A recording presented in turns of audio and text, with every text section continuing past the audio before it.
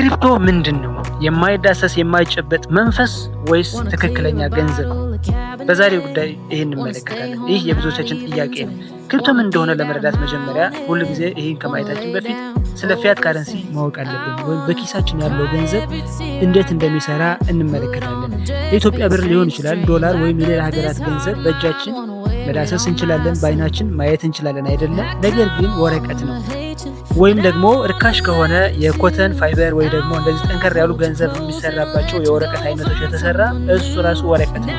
ይህ ተራ ወረቀት ነው ገንዘብ ብለን እኛ የምንጠራው ማለት ነው። የተራ ወረቀት ገንዘብ የሆነ ኖት ስለተጻፈበት ብቻ ለምሳሌ 100 ዶላር፣ 100 ዩሮ፣ 100 ፓውንድ የሚል ነገር ስለተጻፈበት ብቻ ገንዘብ ነው ብለን እናስባለን ማለት ነው። ነገር ግን ይህ የስምምነትና የትረስት ኢሹ እንጂ ትክክለኛ ወረቀቱ ያንን ቫልዩ ወርዝ ያደርጋል። ለምሳሌ በ100 ዶላር ላይ ያለ ዋጋ ኖት ያለው ዋጋ ያለው ወረቀት 100 ዶላር ተብሎ ተጽፎበታል። ነገር ግን ያ ወረቀት 100 ዶላር ተብሎ ባይጻፍበትና ከጀርባው የተለያዩ አክተሮች ወይም ፋክተሮች ባይኖሩት ያ ወረቀት ራሱ 0.1 ዶላር ሊሆን ይችላል ዋጋው ማለት ነው። ሱቅ ላይ ከምንገዛው ወረቀት የተለየ ነገር የለውም። ነገር ግን ከወረቀቱ ጀርባ ያለ ሪያሊቲ አለ። ይህ ከወረቀቱ ጀርባ ያለው ሪያሊቲ ደግሞ ምንድነው ስንል ገቨርንመንት የሚባል ነገር አለ፣ ባንክ አለ፣ ኢንስቲትዩሽን አለ። ምክንያቱም እኛ ያንን ወረቀቱ ያመጣውን አካል ነው ምናምነው እንጂ ወረቀቱ በራሱ አይደለም። ስለ ገንዘብ ይህን ያህል ካል ለምሳሌ ክሪፕቶ በሌላ መንገድ በቀላሉ መንገድ ለማብራራት ደግሞ ክሪፕቶ በፖስታ አሁን ወደ ክሪፕቶ እንመጣ። በፖስታ እና በኢሜል ማብራራት እንችላለን። ለምሳሌ አንድ ሰው መልእክት በፖስታ ይልካል። በፖስታ ሲልክ መልእክቱ ቢጠፋበት ምን ቢልበት ፊዚካሊ ሂዶ አክሰስ አድርጎ መጠየቅና ወደ ሕግ ማቅረብ የሚችለው ፖስታ ቤት አለ። በክሪፕቶ ሕግ ግን ፊዚካሊ የሚጨበጥና የሚዳሰስ የሴኩሪቲ ወይ ደግሞ የመተማመኛ ወይም ኮላተራል ነገር ሳይሆን ያለው ሲስተሙ በራሱ ነው። ሲስተሙን ነው የምናምነው። ለምሳሌ አንድ ሰው ፖስታ ቤት ሄዶ ደብዳቤ ላከ፣ ካልደረሰ ይጠይቃል፣ ከጠፋ ዕቃ የላከውን ይቀበላል ማለት ነው። በኢሜል ወይ በቴሌግራም ብንልክ ለምሳሌ በኢሜል አንድ መረጃ ብንልክ ባይደርስ ያደርሰዋል። ሲስተሙን ነው የምናምነው። የራሳችን ፓስወርድ የራሳችን ኢሜል ሲስተምን እንድናምን ነው የሚያደርገን። በሲስተም ነው የሚሄደው። ፊዚካል የሆነ ነገር የለውም። ነገር ግን ራሳችን ሲስተሙ በጣም የታመነ ነው። ፊዚካሉ ገንዘብ ወይ ፊዚካል ተቋማት ካላቸው በላይ ይህ የሲስተሙ ላይ ያለው እንትን በጣም አስተማማኝና እኛ በፈለግነው መንገድ ራሳችን እንድንቆጣጠር አድርጎ ነው የሰራው። ደብዳቤ ያለ ይሄ ደብዳቤ ኢሜል ላይ ስልክ ለምሳሌ ፓስወርድ ካልተሳሳተ የሆነ ነገር ካላል ያደርሰዋል፣ የተሳሳተ ኢሜል ካላክን። ስለዚህ ምንድነው ክሪፕቶ ይሄን በዚህ መልኩ ስንመለከት ምንድነው ክሪፕቶ ምን ሆኖ የተፈጠረው ማለት ነው? ሰዎች በራሱ ገንዘባቸውን ራሳቸው በራሳቸው እንዲያስተዳድሩ ተደርጎ የተሰራ ነው።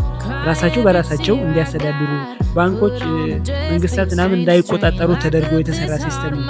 እንደ ጠቅላላ ክሪፕቶ ካረንሲ ምንድነው ብለን ስናስብ ከሁለት ወርዶች የመጣ ነው፣ ክሪፕቶና ካረንሲ። ክሪፕቶ ማለት ምንድነው?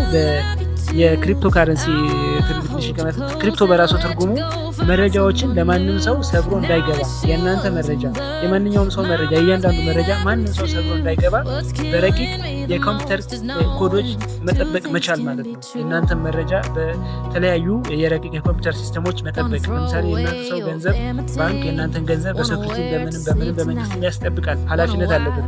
ክሪፕቶም ደግሞ ሲስተም ላይ በዚህ የኮምፒውተር ሲስተም ላይ ማንም ሰው ገብቶ መረጃችሁ እንዳይወስድ፣ ማንም የተቀመጠው ገንዘባችሁ እንዳይወስድ ያንን የሚቆልፍ ሲስተም ነው ክሪፕቶ የምንለው። ካረንሲ የምንለው ደግሞ ገንዘብ ነው።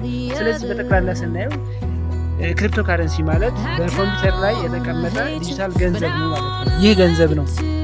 ይህ የተገነባው የዲጂታል ገንዘብ ክሪፕቶ እንለዋለን በቀላሉ። ስለዚህ ስለ ክሪፕቶ ይህን ያህል ካል ሰዎች ከክሪፕቶ ይልቅ ለምን ባንክ ያምናሉ ብለን ስናስብ ባንኮች መጠበቂያ ዘበኛ ያላቸው፣ መንግስት ያላቸው፣ ፊዚካል ኦፊስ ያላቸው። ስለዚህ ገንዘብ ቢዘረፍ የሆነ ነገር ቢሆን ባንኩን ጠይቃለሁ ብለው ያስባሉ። ነገር ግን ክሪፕቶ ደግሞ ይህን እድል ሌላኛ ሶስተኛ ወገን የሚያስጠብቅልን መንግስት ወይም ደግሞ ባንኮች ወይም ሌሎች ተቋማት የኛን መብት የሚያስጠብቁልን ክሪፕቶ ራሳችን እንድንቆጣጠር አድርጎናል። ይህ ደግሞ ይህ በኮምፒውተር ሲስተም ማለት ነው። በክሪፕቶ ዘበኛ የሚባል የለም፣ ሴኩሪቲ የሚባል የለም። ሴኩሪቲያችን ራሳችን እንድንቆጣጠር ያደርገናል። ይህ ደግሞ የፍሬዝ እና የፓስወርድ ማለት ነው። ኤክስቼንጆች ከሆነ ፓስወርድ፣ ኢሜል፣ ሌሎች ነገሮች አሉ እንደ ባይናንስ፣ ኦኬክስ ያሉት የምንጠቀም ምን ከደስ ያው ደግሞ ዋሌት የምንጠቀም ከሆነ ደግሞ ፍሬዝ የሚባል ሲድ ፍሬዞች አሉ፣ 12 ሲድ ፍሬዞች። እነዚህ ሲድ ፍሬዞች እስከያዝን ድረስ ማንም መንግስትን ማንም ሰው ሀክ ሊያደርገን አይችልም። ስለዚህ ክሪፕቶ ምን አይነት እድል ፈጠረ ማለት ነው? በሶስተኛ ወገን ገንዘባችን ከምናስጠብቅ እነሱን አምነን ሌላ ሰው ትረስት አድርገን ከምናስጠብቅ ይልቅ የራሳችን ገንዘብ ራሳችን እንድንጠብቅ ነው ያደረገን። ታዲያ የራሳችን ገንዘብ ራሳችን ስንጠብቅ ለምሳሌ አንድ ሰው ዋሌቱ እንዳይጠፋበት ሲድ ፍሬዙ ይይዛል፣ ኢሜይሉ ሀክ እንዳይደረግ ፓስወርዱ በትክክል ያስቀምጣል። ስለዚህ ምን ሆነ ማለት ነው? ራሱ የሚተማመንበት የራሱ ባንክ ፈጠረ ማለት ነው። ስለዚህ በአጭሩ ክሪፕቶ ማለት ይሄ ነው። መንፈስ አይደለም፣ ገንዘብ ነው። በቴክኖሎጂ የተገነባ የዲጂታል ገንዘብ ነው። በሌላ መልኩ ደግሞ በሌላ ቪዲዮ ስለ ብሎክቼን እና ክሪፕቶ እንዴት ይሰራል የሚል እንመለከታለን። ለዛሬ ሰብስክራይብ